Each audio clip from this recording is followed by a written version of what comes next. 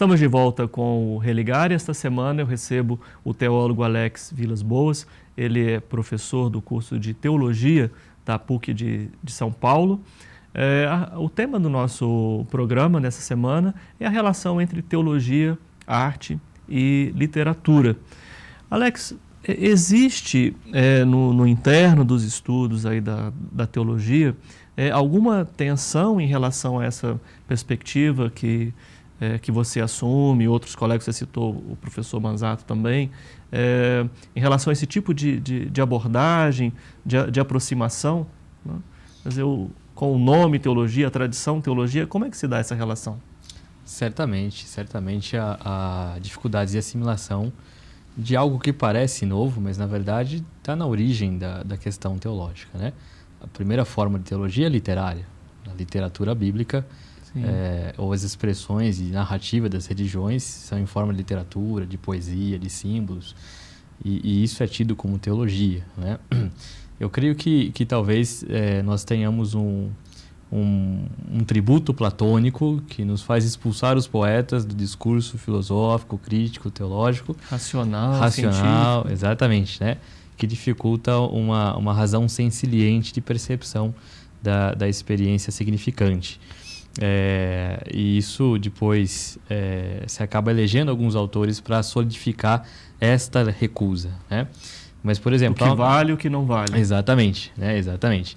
Há, por exemplo, um caso muito interessante, há um dominicano chamado Vernon, que ele escreveu uma obra monumental de 3 volumes, em que ele trabalha Tomás de Aquino como poeta teólogos. E é professor da École Biblique de Jerusalém. E os professores mais antigos dizem, isso aí não é muito teologia, né? Então, é curioso. Exatamente, é para saber esse tipo de tensão, né? Exato. A gente vive uma época, enfim, se costuma dizer uma época em crise, em que as pessoas têm dificuldade de entender uma dimensão religiosa assim, mais dogmática. Essa veia de aproximação do religioso, de abordagem do religioso, consegue vencer esse tipo de barreira? Pois é, eu creio que ela tem uma grande chance de superar essa barreira. Porque em jogo está a crise da linguagem teológica, né? Que acabou sendo uma linguagem de fórmulas e, portanto, que esquece o objeto material, que é a experiência dessa linguagem. E do qual o efeito estético da linguagem cartesiana é a clareza, né? Mas ela não consegue mover a sensibilidade, né? Dar cores à experiência, inquietar com os dramas que estão presentes ali. Então, é muito limitado esse efeito de clareza, né? Que essa linguagem cartesiana assume. E que a linguagem poética ela consegue manifestar, simplesmente, né? Antes de se perguntar pelo porquê, ou se é válido, se é assim que se pensa, ela manifesta. Porque é o indivíduo que se lê, né, nesse texto poético, né? O indivíduo, claro, o indivíduo enquanto contexto, numa sociedade, mas que está procurando sentido. Então, essa capacidade de manifestação e, ao mesmo tempo, a crítica que a linguagem poética estabelece aos processos históricos das religiões é muito importante. Porque na medida que essa experiência tem uma realidade capilar que abrange a sociedade, as classes, ela se torna um grande objeto de tentação dos regimes políticos, se tornam teocracias que elaboram teodiceias novamente, né? Então, enquanto houver o fenômeno religioso, a tentação de uma teodiceia vai ser sempre presente. E não raro, a razão de recusa da literatura é a recusa dessa teodiceia, não do mistério em si, né? O não falar do mistério, por vezes, pode ser um respeito ao próprio mistério, o mistério da vida que se afirma e tal. Mas há uma crítica, né, dessa imagem de Deus, da divindade, daquilo que justifica a realidade. Sim. Então, isso aqui na Europa, acabei de voltar do encontro em que fui convidado a falar em Portugal, que a grande questão era, né, o mistério não é o problema. E Deus é uma inquietação ao próprio poeta, né, que se apresenta como uma vida que se manifesta como absurda, mas tem, apesar do absurdo, a possibilidade de dar um sentido à vida. E portanto, isso também é um mistério, que é tematizado de muitos nomes, né? Agora, o mistério não se esgota na linguagem poética. Na linguagem cartesiana, ele corre o risco de ser esgotado numa definição, num conceito. Então, a beleza do mistério, ou se pensar na tradição cristã, a beleza do dogma, pode ser recuperada a partir da linguagem poética. Agora, há que se preocupar-se com os otimismos estéticos, né? Em tentar apenas dar uma linguagem bonita para as elaborações de Teodicea que justificam a realidade. Então, a mesma coisa. Exatamente, né? Vai falar bonito daquilo que se fala de modo mais filosófico, né? Então, a contribuição da literatura crítica é exatamente nesse sentido, desmontar esse otimismo estético que acaba só tentando justificar aquilo que é injustificável diante da realidade, né? Sim. Então, ao mesmo tempo que ela manifesta a beleza, ela também ajuda a depurar ou tirar as arestas dessa compreensão um pouco anacrônica e pouco histórica. Bom, assim, agradecendo até a sua participação, sua presença aqui em Minas e tendo você estudado a Adélia Prado, né? Nossa vizinha aqui em Belo Horizonte, em Divinópolis ela vive, né? O que você identificou na produção da Adélia, né, no seu trabalho, assim, que seja importante a gente falar, né, dessa teoliteratura? Uhum. Né? Há certamente muita coisa a ser explorada numa obra literária, né? Sempre o olhar de uma hermenêutica literária é um olhar. E cada olhar vai extrair suas perguntas. Mas o que me chama muito a atenção na pesquisa foi como ela incorpora a crítica drumondiana, né? E há um conceito de pecado em Drummond, sobretudo, que a Adélia incorpora, em que Drummond fala do pecado como aquilo que é o desvio do coração daquilo que é mais significativo. E a Adélia incorpora isso, né? O pecado para a Adélia é o que nós somos, não é o que nós fazemos, ou seja, somos contraditórios. E essa contradição resulta em atos. Agora, dentro dessa contradição, também tem um desejo mais profundo entre todos os desejos que nos habitam. Não escutar esse desejo mais profundo é o que ela entende como pecado via Drummond, né?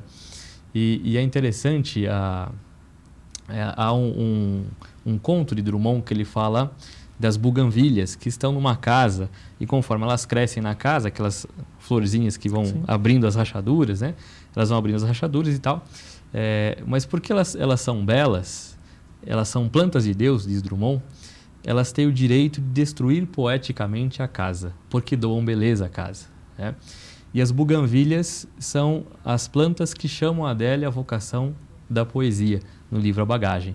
Então ela começa a sua missão poética, como ela chama, assumindo a tarefa de destruir poeticamente aquilo que não doa beleza ao mundo, inclusive Deus, né? Então, essa capacidade de destruir o insuficiente, o anacrônico, o que não afirma o humano, mas, ao mesmo tempo, reelaborando e ressignificando aquilo que doa beleza ao mundo. E aí são plantas de Deus, né, para usar a linguagem drummondiana. O modo como ela assume essa missão, eu acho fantástico, assim, né? De uma experiência de paixão do religioso, mas não é um religioso criticado pelos mestres da suspeita, não é um religioso criticado pelo ateísmo sistemático, e sequer é um religioso que não pode dialogar com outras tradições ou com aqueles que não têm tradição religiosa, mas que buscam a afirmação do humano. Então, essa poética de Adélia, ela consegue dialogar com as N expressões de afirmação do humano, porque doa beleza à vida humana, né? Sim. É possível separar o religioso do estético? Muita gente vai dizer que não. Muita gente vai dizer que não. E que quando assim o é feito, há um reducionismo tanto do religioso quanto do estético, né?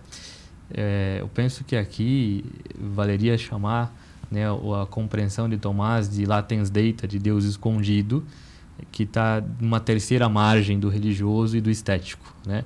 E essa terceira margem do mistério não tem indissociação, né? Talvez a religião e o estético sejam caminhos para atingir uma terceira margem, independente de como nós a chamemos, em cada um em sua tradição.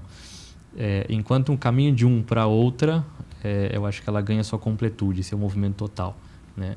Da estética que alcança um sentido dos sentidos, da religião que encontra um motivo último da experiência fundante e que expressa isso esteticamente. E quando assim o faz, ela tem muito mais abrangência do que quando ela define. Sim, um caminho que não há como haver uma uma cisão. Exato, exatamente. Que mata tanto uma experiência quanto outra e impede qualquer tipo de... Exatamente. O que, na verdade, ocorre é que a religião seleciona a sua estética, né? E a estética acaba tendo razões de recusa da religião. Então, mapear esses processos, me parece, são muito oportunos e necessários, né? Sim. E pensando uma estética do contemporâneo, como é que o religioso se mantém aí? Isso a gente voltaria a falar em Adélia, talvez, né? É muito interessante pensar, talvez, o estético do contemporâneo. Eu li certo tempo, vi agora há pouco tempo, uma polifonia do último canto da Divina Comédia do Dante. E o modo como eles fizeram o processo polifônico, saindo dessa retilineidade e fazendo um caminho de subida, descida, né, um caminho de aproximando ao meio e voltando aos extremos, e depois chegando a um êxtase, né? Acho que essa possibilidade de encontrar os muitos caminhos que vão se amalgamando num sentido, a literatura tem mais facilidade nesse caminho gramilíneo, digamos assim, para pensar um Deleuze, né, do que a tentativa de sistematizar classicamente. E acho que aí a gente consegue conversar melhor. Obrigado, Alex, pela sua participação aqui no Religare. O Religare é um projeto de extensão do Programa de Pós-Graduação em Ciências da Religião da PUC Minas. Este programa foi realizado com o apoio da Sociedade de Teologia e Ciências da Religião, a SOTER. Você pode conhecer a SOTER através do site www.soter.org.br. Religare de hoje fica por aqui. Um abraço muito cordial e até a próxima semana com o novo Religare Conhecimento e Religião.